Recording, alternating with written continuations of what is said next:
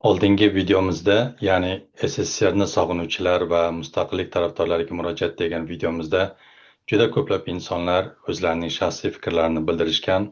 Mana shu izohlarni birma-bir o'rganib chiqdim va o'rganganda ham diqqat bilan o'rgandimki, har bir bildirilgan izohning yoki shaxsiy fikrning orqasida nimalar yotganini tushunishga harakat qildim. Avvalambor o'zlaringizning izohlaringiz, fikrlaringiz bilan men bilan bo'lishganingiz uchun va kanalimni qo'llab-quvvatlaganingiz uchun sizlarga o'z minnatdorchiligimni bildiraman. Ba'zilar yozganki, mustaqillik faqat rahbarlar uchun yaxshi bo'ldi. Oddiy xalq qiynalyapti. Yasir davrida ish bor edi. Bugun esa kredit, jarima, ishsizlik. Boshqalar esa shunday deydi, ya'ni muammo tarixda emas, muammo o'zimizda. SSSRga qaytish yechim emas, mustaqillik oliy ne'mat deb o'zlarini fikrlarini bildirishgan. Men bu fikrlarning har biriga hurmat bilan qarayman, chunki bu gaplar bir siyosiy bir shior emas. Bu insonlarning hayotidan kelib chiqqan, hayotiy tajribasidan kelib chiqqan holda bildirilgan fikrlar va buni juda ham yaxshi tushunib yetaman. Kimdir yozganki, 58 yoshdaman, har bahor Rossiyaga ishlagani ketaman degan. Yana kimdir yozganki, farzandim chetda, har kuni xavotirdaman deydi. Kimdir yozadi, Yasir davrida ertangi kunga ishonch bor edi deydi. Bu yerda juda muhim bir tushuncha bor. Odamlar bu yerda tizimni emas, hissiyotni eslaydi.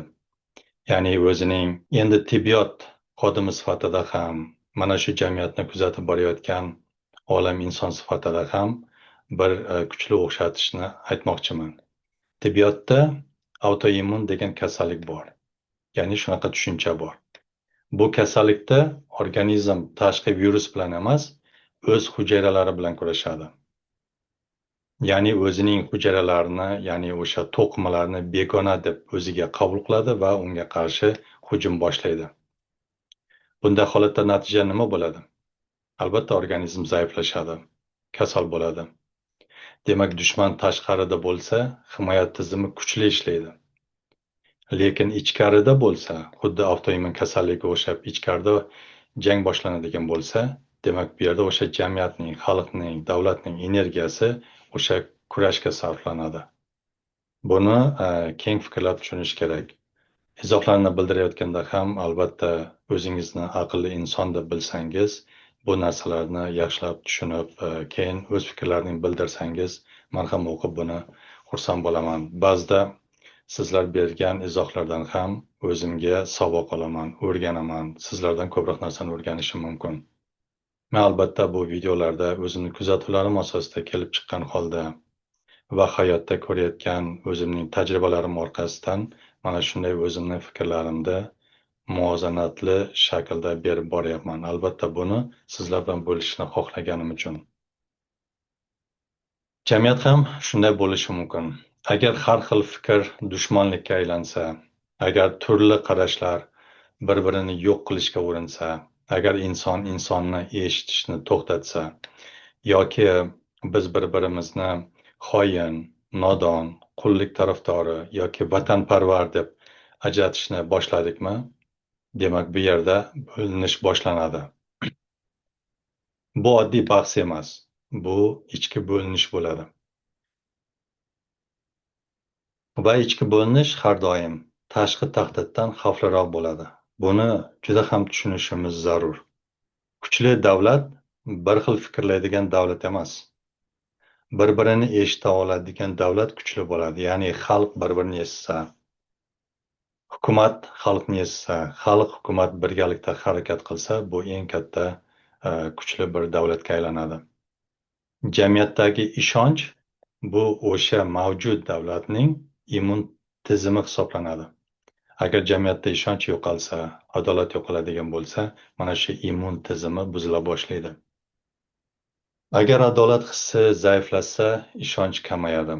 Ishonch kamayganda esa har qanday islohot qiyinlashadi.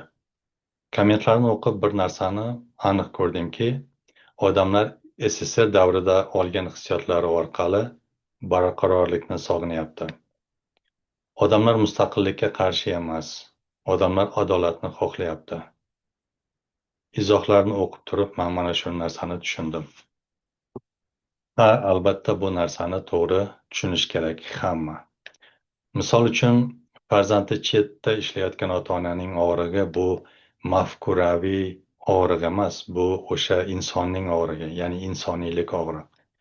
Kredit bosimi ostidagi oilaning og'rig'i bu siyosiy emas, u ijtimoiy og'riq, o'sha oilaning ijtimoiy og'rig'i.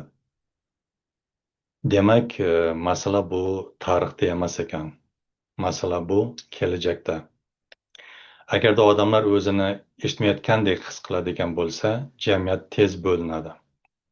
Chunki eshitmagan og'riq keskinlikka aylanadi.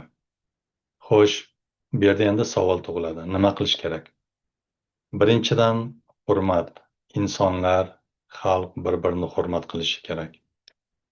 Har xil fikr kasallik emas.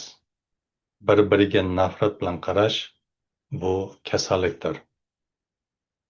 Ikkinchidan, ochiq dialog kerak, ya'ni ochiq muloqot kerak.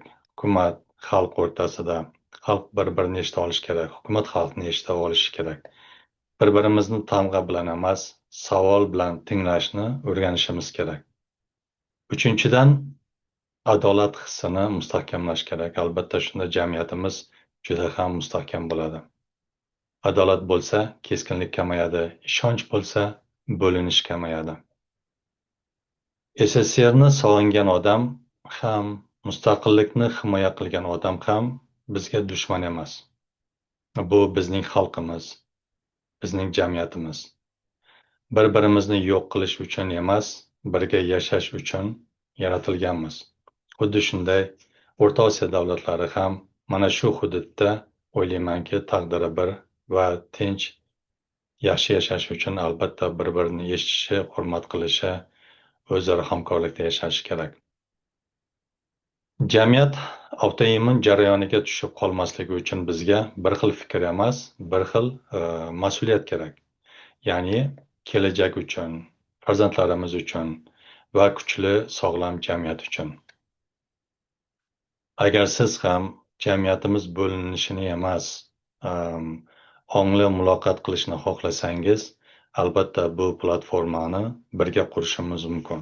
Ya'ni mana shu kanalim orqali birga fikrlashib, to'g'ri, muvozanatli fikrlar bilan bahslashib borishimiz mumkin.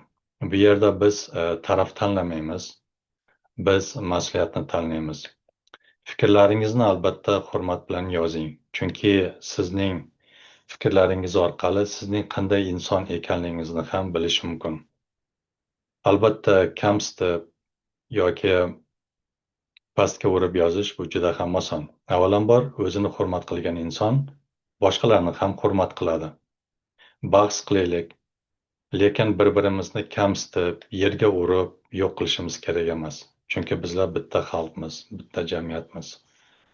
Bunday holat albatta chetdagi tahdid soluvchilar uchun juda muhim hisoblanadi.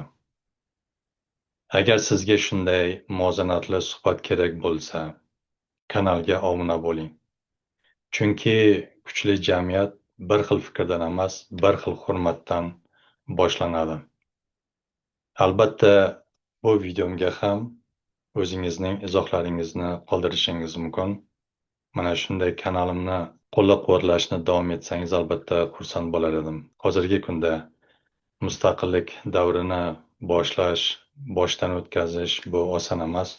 Buni Amerika Qo'shma Shtatlari ham, boshqa davlatlar ham bir necha yillar oldin yoki asrlar oldin bosib o'tgan. Va hozirgi kunda ham ularda mana shunday qiyinchiliklarni ko'rishimiz mumkin.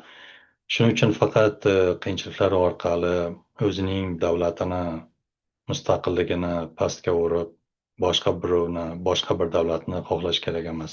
Men o'ylaymanki, ushbu video oldingi videoda bildirilgan izohlarga javob sifatida tayyorlandi deb o'ylayman va albatta o'z fikrlaringizni bildiring va sizning fikrlaringizdan keyin bundan keyingi videolarni tayyorlashga ham harakat qilaman.